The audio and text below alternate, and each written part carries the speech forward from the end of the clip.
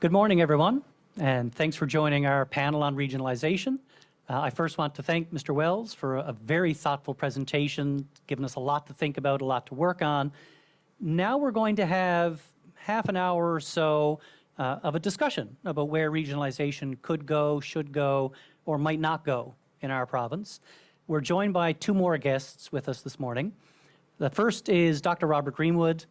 Rob is well known to most of you, I would imagine. He's the Associate Vice President of Public Engagement and External Relations and the Director of the Leslie Harris Center of Regional Policy and Development at Memorial.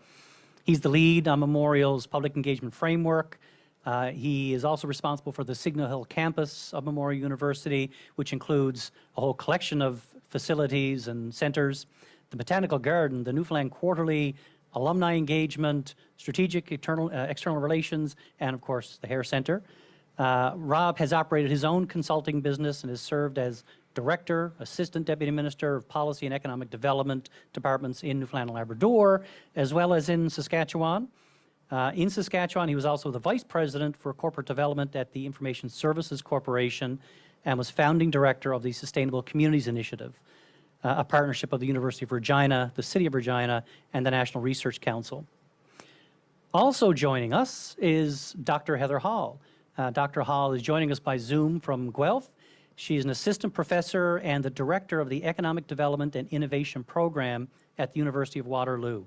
Heather grew up in Northern Ontario, has a professional and pretty significant personal interest in researching issues that are important to the North.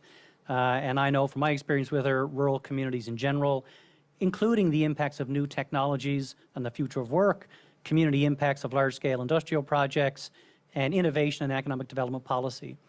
Her work has been recognized nationally and internationally and has informed government policy not just here in Canada, but in Sweden as well, and right here in Newfoundland and Labrador. She did her postdoc work here in Newfoundland and Labrador. She's currently leading a national project called Remote Controlled. It's exploring the impacts of new technologies in the mining and agriculture sector. She's also leading a project in partnership with the Canadian Rural Revitalization Foundation, examining rural Canada and COVID-19 to understand the impacts and responses for economic recovery. She is a member of the Canadian Rural Revitalization Foundation and the chair of the Research Advisory Board for the Northern Ontario Policy Institute. So welcome to Mr. Wells, to Dr. Greenwood, and virtually to Dr. Hall. Thank you. So what we're going to do is start with a bit of a response from our two new panelists to what you just heard from Mr. Wells. Each of our panelists have up to 10 minutes to give some thoughts, and then we'll go into a discussion about where all of this might end up going. So Rob, if you'd like to start, you have the floor. Okay, I'm going to add a little more to the historical context, although the more contemporary period that I lived through. I can't thank Clyde Wells enough for his leadership on this issue and this presentation today. I think the presentation itself, because of who you are, is a real watershed in thinking about this for our province. Most of my professional life has revolved around this issue. It was the inspiration for my PhD, and in fact, it goes back, as we were chatting earlier, I wrote speeches for Brian Peckford. I was 12. I was quite young, not quite that young. And that's significant because the annual speech to the NLFM at the time, Newfoundland and Labrador Federation of Municipalities, now MNL, was the most important speech of the year for the Premier when I was there, and I think through many administrations. Because that was the collection of elected officials from all over the province. I remember the bear pit sessions. Ministers would fight to be at those sessions because it was a key session to be part of. I think in some subsequent governments that declined in importance. At the time when I was there, another key organization, in my view, with an interest in regional economic development was the NLRDC, the Newfoundland and Labrador Regional Development Council, Rural Development Council.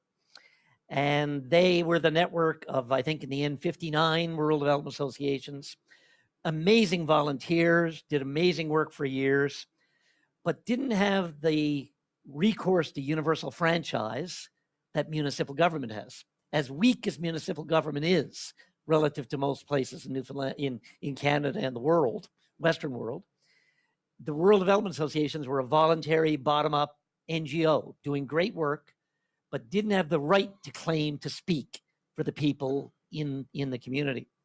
And so the Premier almost never went to the NLRDC conference. And that, as a young political scientist, historian, thinking about this stuff, kind of sunk in for me.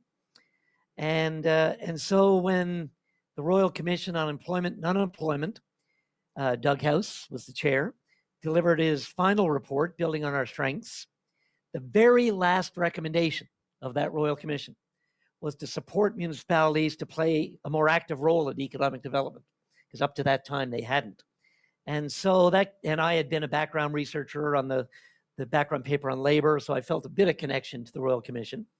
And then Clyde Wells, this gentleman here, asked Doug House to chair the Economic Recovery Commission to follow up on, in many ways, many of the recommendations of the Royal Commission.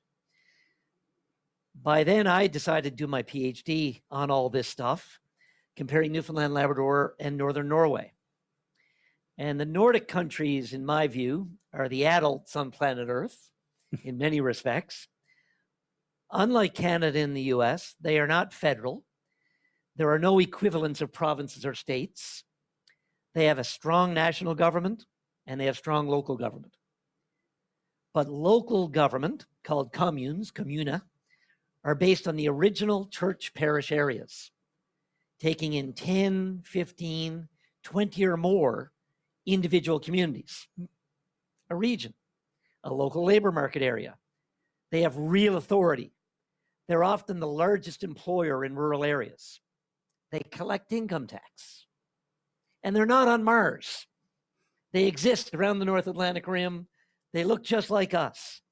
But their way of governing, and Mr. Wells' presentation captured it in the Canadian context, dramatically different in terms of decentralization of authority. So I wrote an article in the Telegram at the time, while doing my PhD, saying how we should learn from this in Newfoundland, Labrador. Rich Fuchs, do you remember Rich? I do.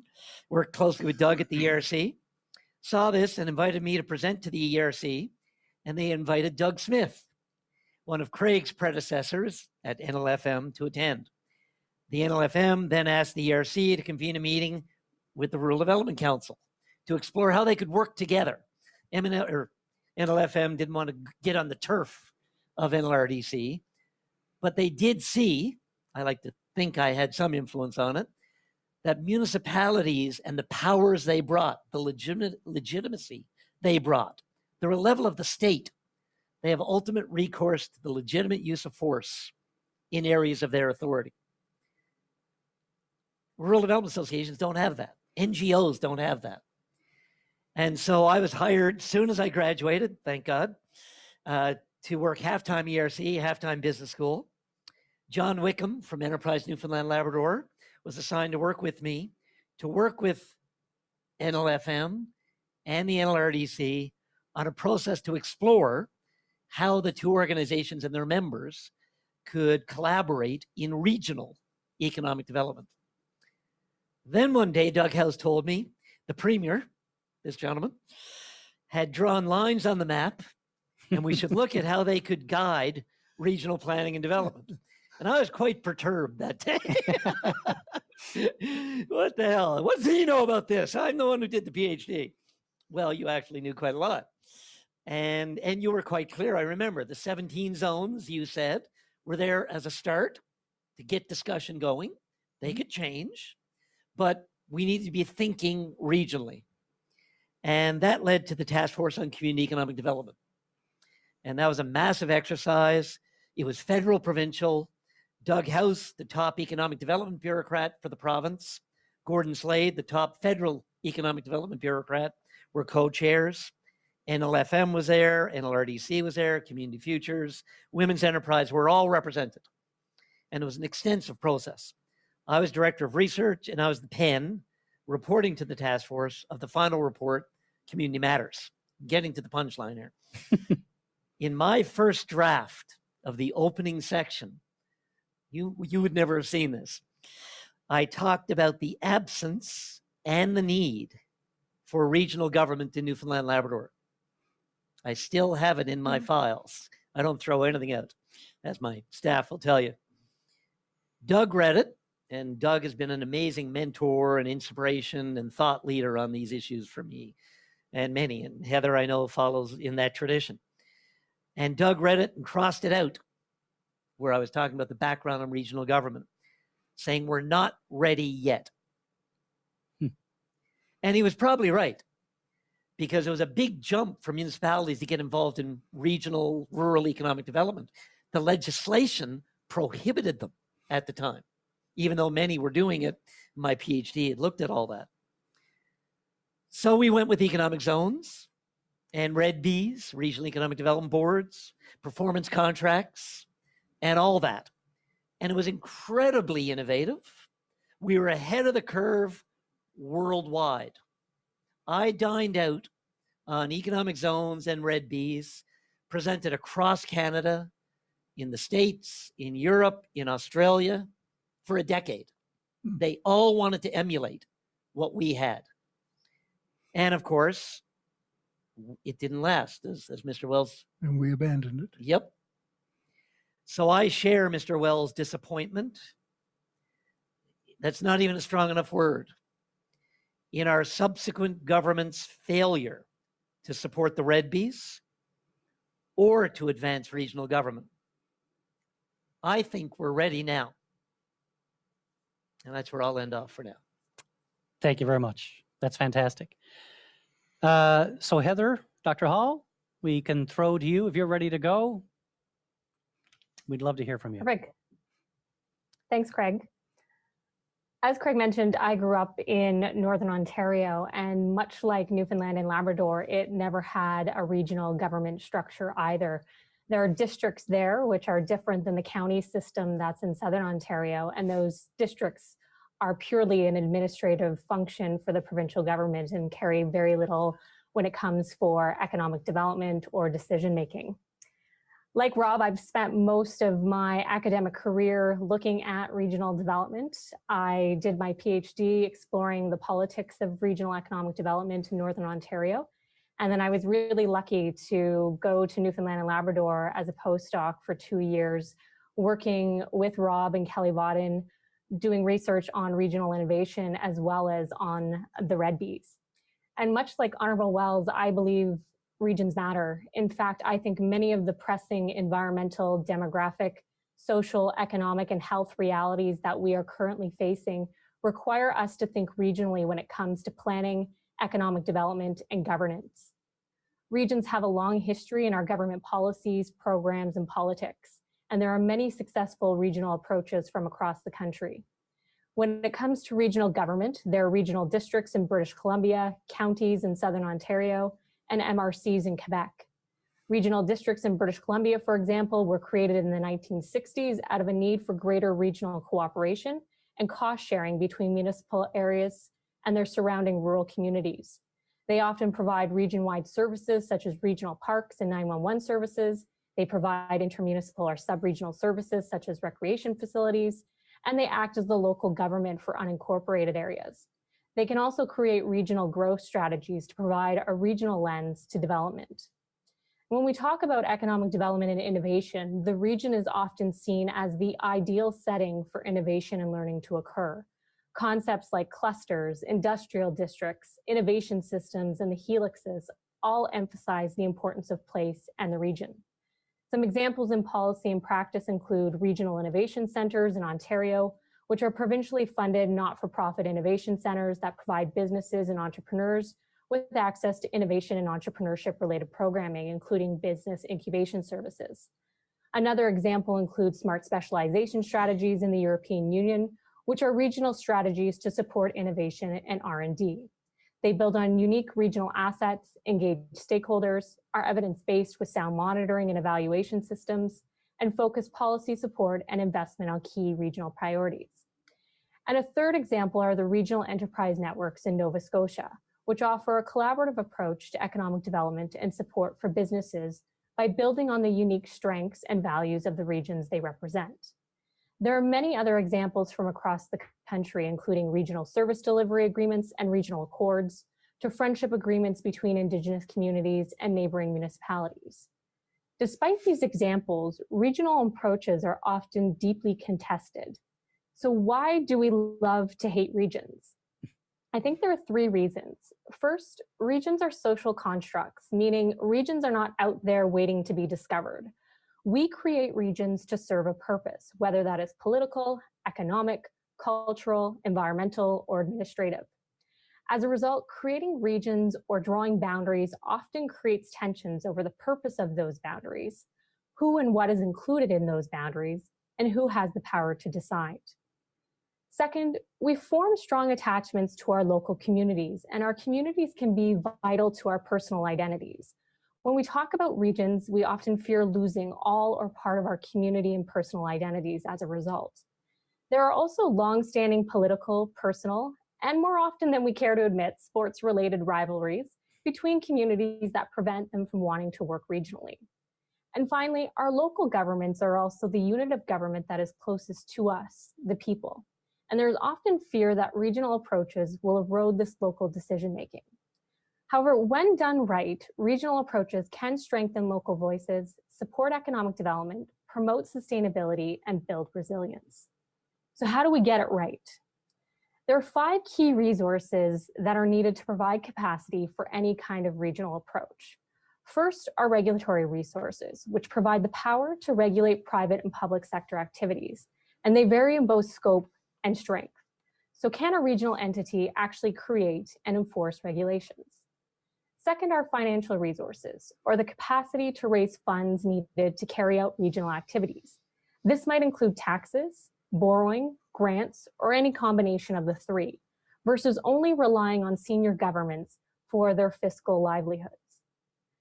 The third resource is political resources, or the power to make decisions and how decisions are made. For example, whether individuals are elected to a regional entity directly by local voters or appointed through other means. A fourth resource is professional resources, which include having the necessary staff, skills, and competencies to carry out regional activities without relying on other levels of government. And finally, planning resources, which provide the authority to develop a long-term policy agenda for the region. The presence and absence of these resources often explain the differences between regional approaches across the country and why some regional approaches fail and others succeed. Before I turn things back over to Craig, I think it's worth re-emphasizing that forces like COVID-19, climate change, population decline, and rapid technological innovation are too big to manage alone. I'd like to leave you with a story from Northern Ontario.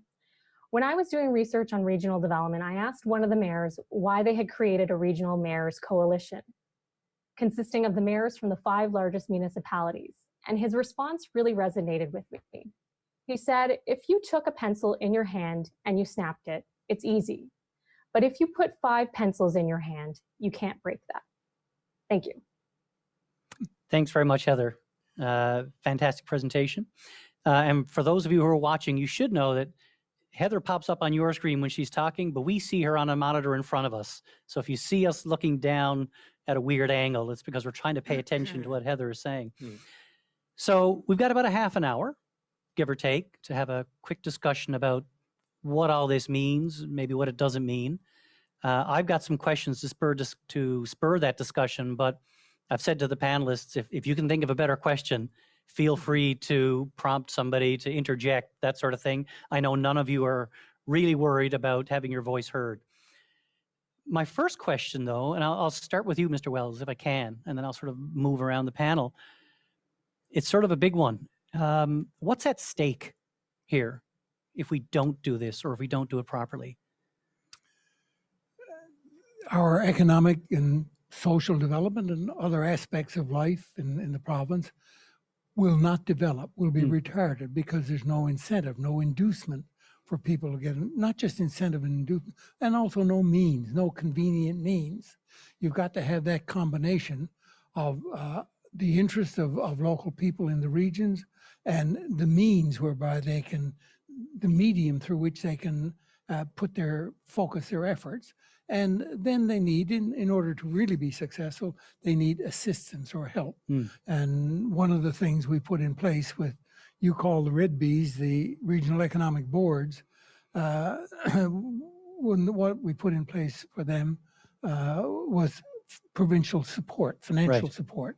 And that once that was made known and people realized they weren't just another means of finding a way of taxing, of getting more tax revenue. Once that sunk in, then you started to get effort from the bottom up. Right. And the success of this comes with effort from the bottom up. You can't just impose that kind of activity and work. Right. You've got to focus, provide a means of attracting interest. Sure.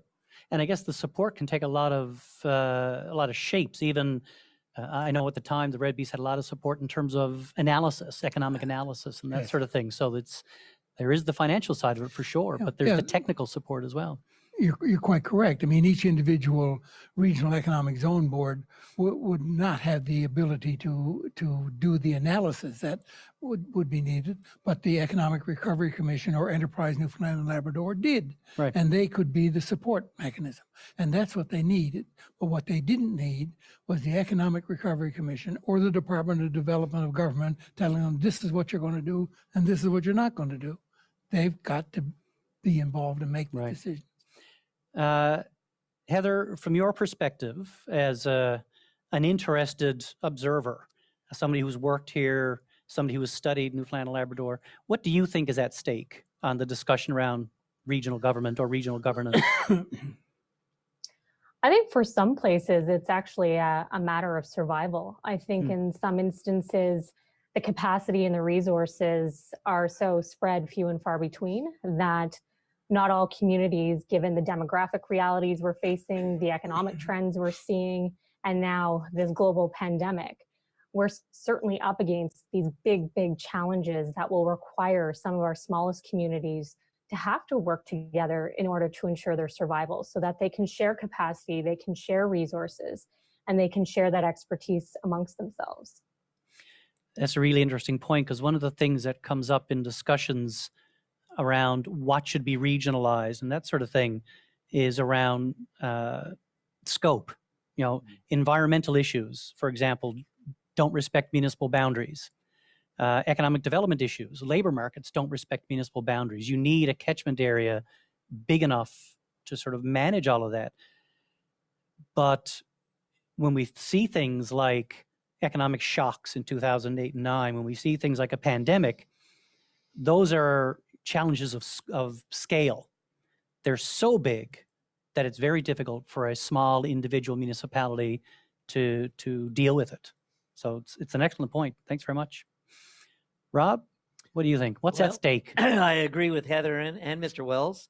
And, you know, it's a buzz phrase these days, but, you know, think global, act local. In the Western world, OECD countries, Canada has the weakest local government of all the OECD countries. Newfoundland and Labrador has the weakest local government in Canada. So think global, act local. We have the least capacity to act at a local or regional level. And, you know, you can say, oh, regionalization, okay, that's one thing. There's no panaceas. And no, it's not a panacea. But it's not just one policy intervention, because we set up to organize life in government, departments in particular, areas of expertise and specialization. Universities do the same thing.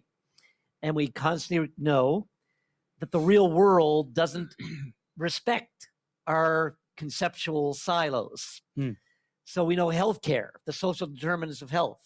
The best way to be healthy is to have a job, Right, and have a social network, et cetera, et cetera.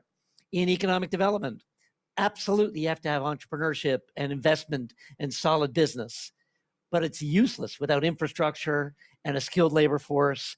And so these are all holistic, integrated issues, and they all come to play in the real world within regions, right, where human beings live and work. And regionalization, regional government, regional mechanisms enable a planned, coordinate. It's never perfect. We'll never get it all right. Right now, we're walking in the dark. right. And when you say we have the weakest local government, you mean the weakest local government system in the country? The people within the capabilities and powers they have are Superman. Absolutely. And Superwoman. But they have very few powers given to them. Almost nothing. Yes. So Heather, I'm going to start the next round with you because I know you've done some work on this sort of thing, and I'm interested in hearing your thoughts off the top. Demographically, economically, on a whole bunch of metrics, we're really facing some urgency to do something here. Whether it's regionalization, something with the municipal system. It's been around too long in its current format. It is not capable, as Rob has pointed out, and you have pointed out, of dealing with sort of the modern issues that we're facing. How do you, so there's a real urgency to get something done. How do you balance that need for urgency with, as Mr. Wells said in his presentation, the absolute necessity of getting community input, of building something from the ground up? It seems to me that those two things run up against each other to some degree. So I'd like your thoughts to start on that.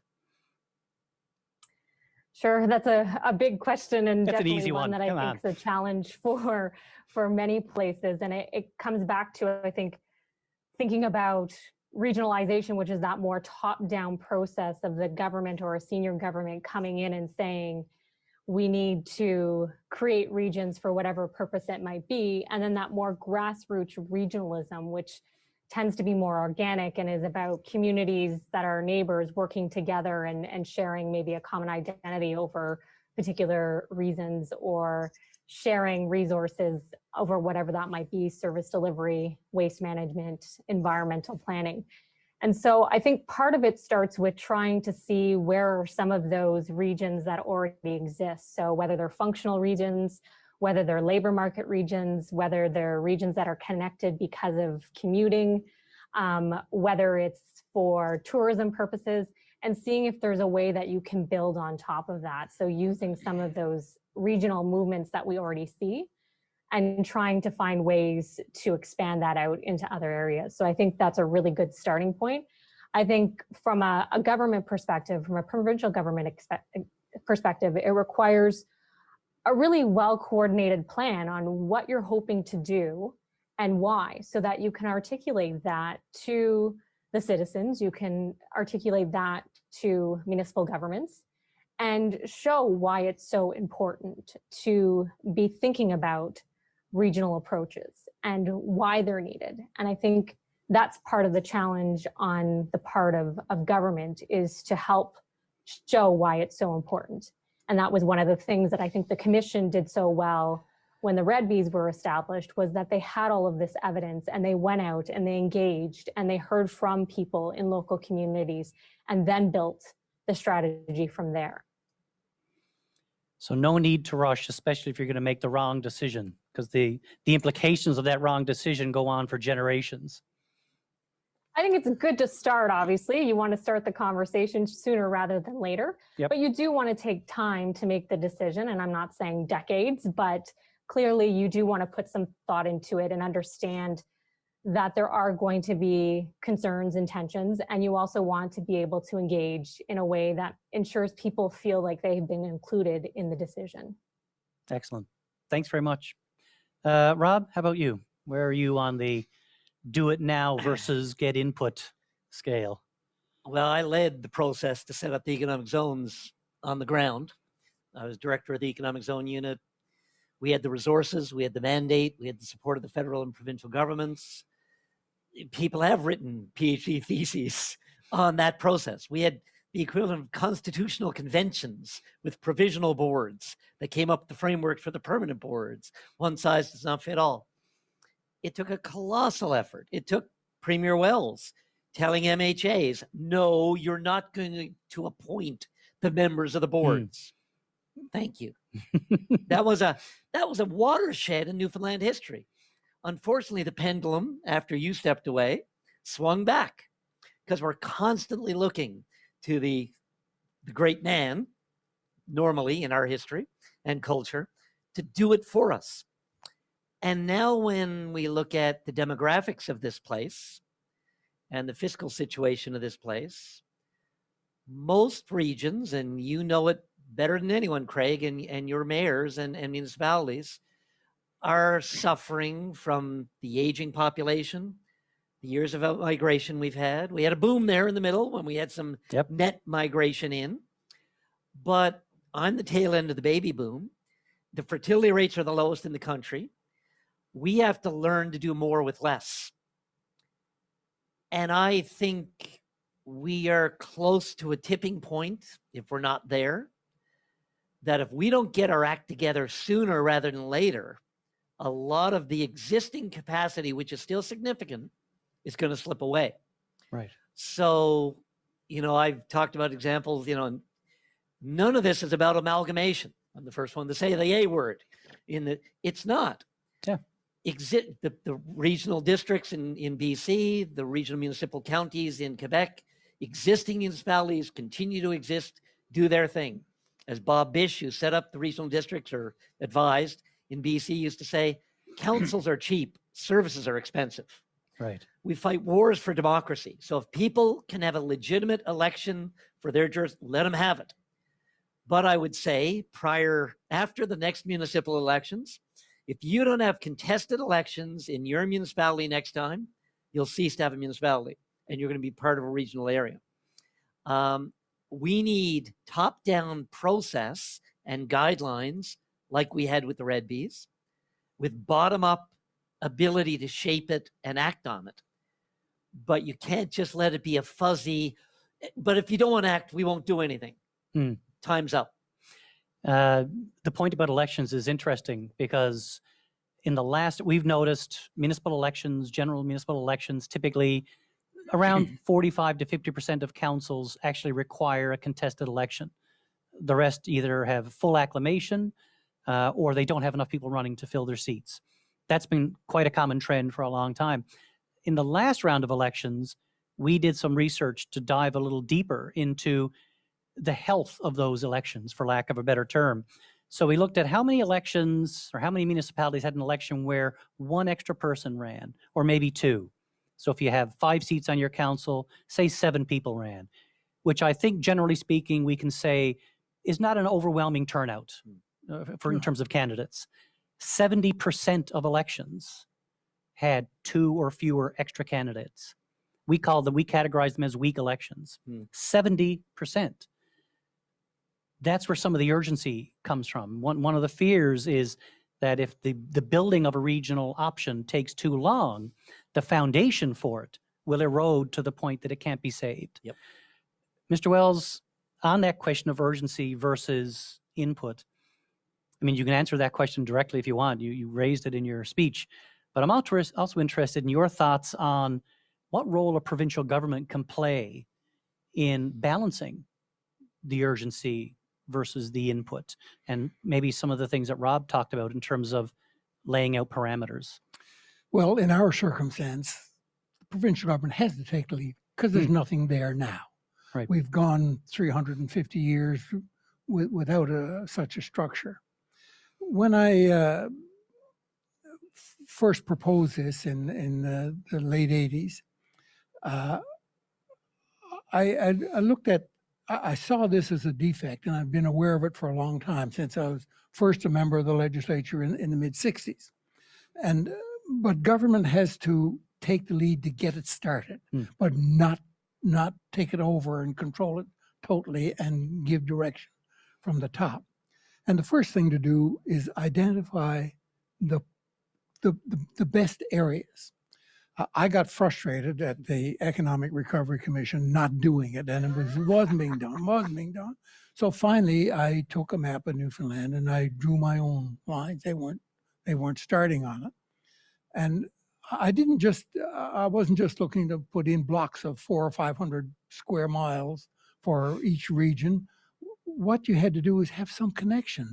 Right. It's got to be a cohesive area with something in common in the area. And that's the way the counties developed in England. They were essentially the key town in a river valley. And if you look at all the counties in England, they were originally shires, they were called, and most of them started out with having the name of a town. It would be Bedford, so you had Bedfordshire. Buckingham would be Buckinghamshire, and Right. Lincoln would be Lincolnshire. And many of the counties in England today have the key name of the key town and it was usually a river valley, because that was the means of convenient transportation, whether it was cart paths or boats or whatever, or canals or whatever else. It really was focused on a river valley. So that's what I looked at. Those lines you were talking about on the map, they were heights of land drawings. That's how they started out, as heights of land. Okay. But then I realized you had to adjust them to get, because where you're dealing with coastal regions, heights of land are not necessarily good where you have a concentration of everything on the coast. So you had to make necessary adjustments. And I said, here's what I think are 17, but reshape them to whatever is more appropriate. But focus on what would have the best chance of success, Right. would cause people to be interested in working together and in promoting the interests of that region. This is how it has to start. And this is the role of the provincial government as I see it. And that's what we did. The approach we were taking at the time was, look, if we get started with getting people interested in promoting economic development, just confine it to that. So they're called regional economic zones and the boards for those zones. Down the road, not very far away, they'll be looking at environment. And they will be looking at other services and other interests, recreational services and so on. And there could be amalgamations of municipalities could come from it. But it wouldn't be ordered from the government down. Right. It would be emanating from the bottom up. And in that way, it would have greater strength, greater stability, and greater chance of long-term success. Sure. Making their own decisions about Yep. where the future goes. One of the things that M&L has done, one of the pieces of work we partnered on with Memorial, Dr. Alvin Sims, Dr. David Freshwater from, well, originally from Ontario, but from the US now, and the OECD, was looking at what we called functional regions. So analyzing where people live, work, go to school, that sort of thing, and seeing how that maps out across the province. One of the very interesting things that Dr. Kelly Vaden found out in her research on that was that when you mapped out these functional regions, the most closely resembled, the existing entities that they most closely resembled were joint councils, which are voluntary municipal organizations. They have no authority, they have no power. It's simply mayors and councils deciding to get together to talk about regional issues. And when you superimpose those two on a map, the self-selected joint council regions matched very, very well. They will do. With the functional regions. People know what their region is. One of the earlier statutes that we enacted, I'm not sure how much was pursued because it was put in place to be sort of a follow-up once we got the economic zone and boards going, was the statute for regional services or regional service boards. Yep. And that was first passed, I think, in 1991, one of the earliest statutes. And it's been amended or altered since, but it didn't get implemented right away because we wanted the basis to take over, and then it would expand into that and go from there. And they could be concerned about health, education, everything. Sure. It's interesting because that piece of legislation didn't get royal assent. I think I'm right generally in the time frame until sometime in the early 2000s. Yes. When they were used to help set up the waste management authorities across the province. That's right. But it was intended to be part of the longer term plan to develop and expand regionalization beyond economic input. Cool. Rob, if I could jump in for a minute. Oh, yeah. Go ahead, Heather. I think it's a really important point to make that oftentimes we have these layers of regions, and it's really important to make sure that the boundary or the region matches what the on-the-ground experiences is. So if the joint councils seem to be the regions that make sense to people on the ground, then those should be the regions that we go with for planning other things, just so that we don't have so many different layers of regions that people are trying to work their way through depending on what the issue is. That's a great point, because people do need to be comfortable with what these regions are and what they represent. Kelly and I, Dr. Vaden and I did a piece of work in and around Twillingate. I don't remember the exact community we were in, and we were talking about their region and what they thought their region was. And what we finally came down to was, well, when you're leaving or when you're coming back from a trip away, and you're driving along the highway or you're driving a coastal road, when do you feel like you're home? Hmm. So when I go back to Corner Brook and I go, I'm getting towards Deer Lake, that's when I feel like I'm home. I'm in familiar territory. In the Humber Valley, And I hit the River Valley. the Narrows around Birchie Lake. That's Yeah. that's when it sort of hits me that I'm home now. It is remarkable from what I've seen anecdotally, how often that matches up with things like joint council boundaries and more sort of administrative boundaries. Rob, politics obviously plays a big role in this. Party politics, small p politics. My view has always been that regional government or a regional approach gives communities, especially very small communities, more political power than they have on their own. Mm-hmm. In your view, politically, for communities, has a lack of regional government held us back? Totally. Again, I quote, I'm like a parrot on this. Canada has the weakest local government in the OECD. Newfoundland and Labrador has the weakest local government in Canada. Canada's a resource-based, staples, developed country. Strong provinces, 1867, probably made sense.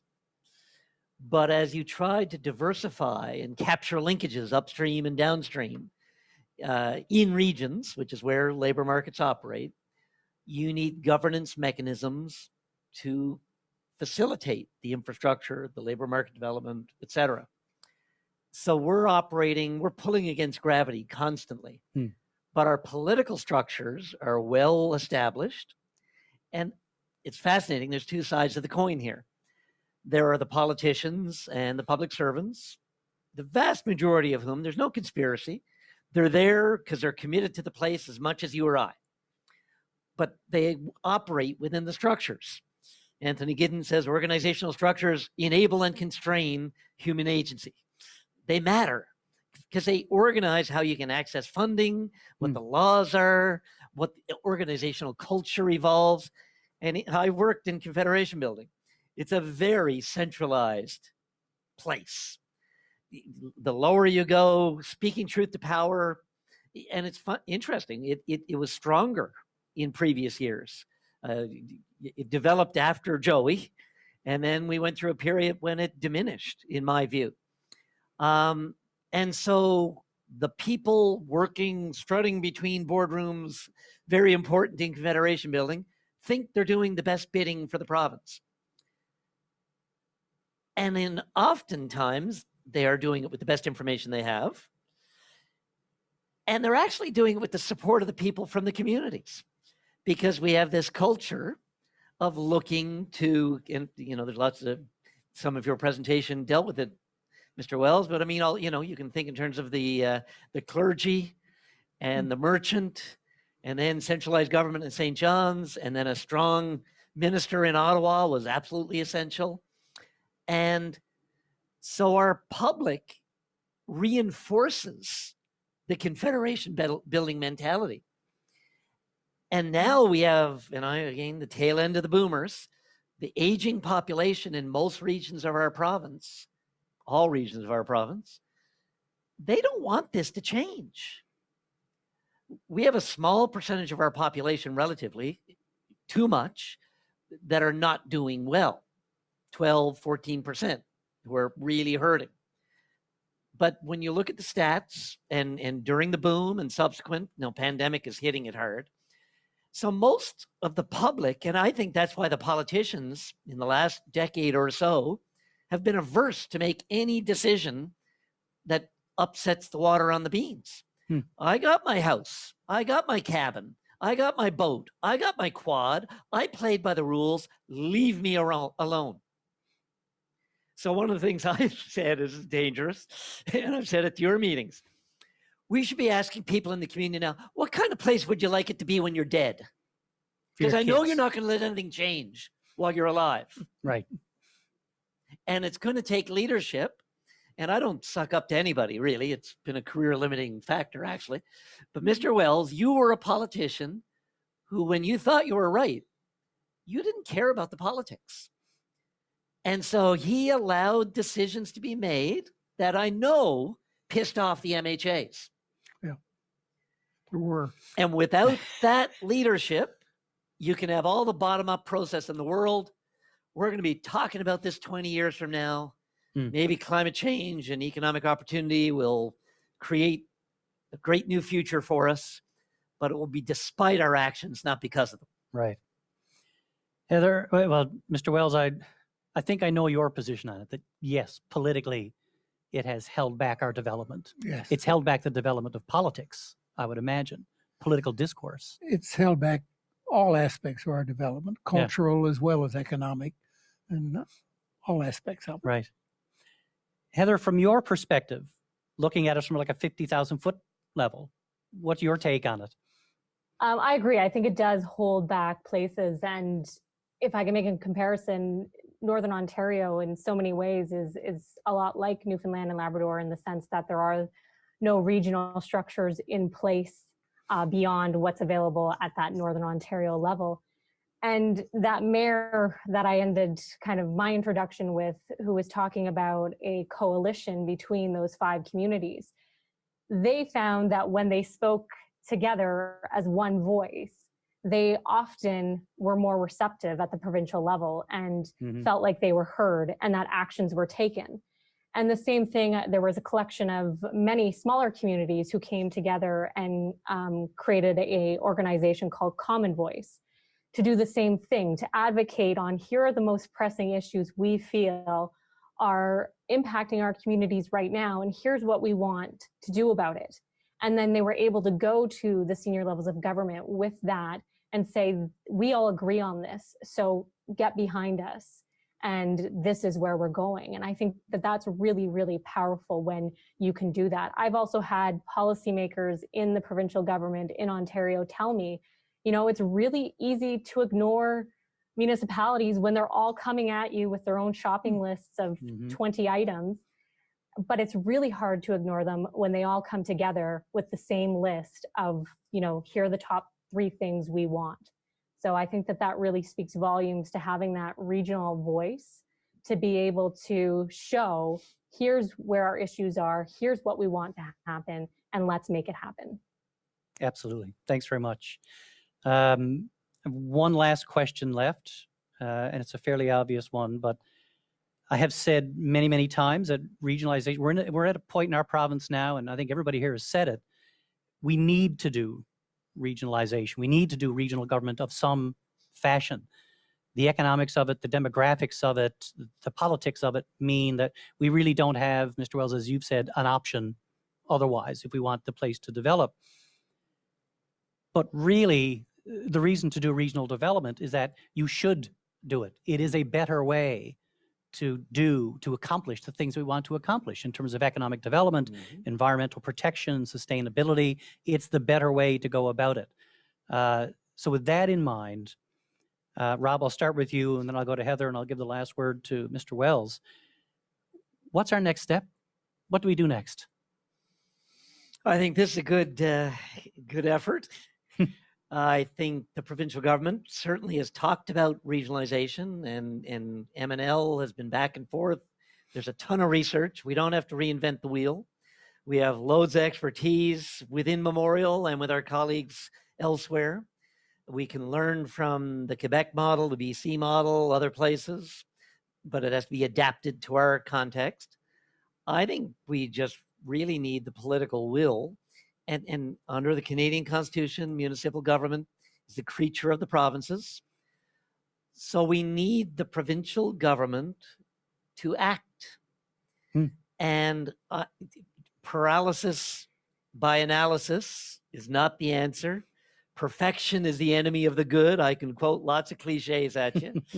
Start. Do something. Do something. Heather, what about from your view? What's our next I agree. step? I think it's really up to the provincial government to say it's happening and this is why it's happening and here's what we hope is going to be the outcome.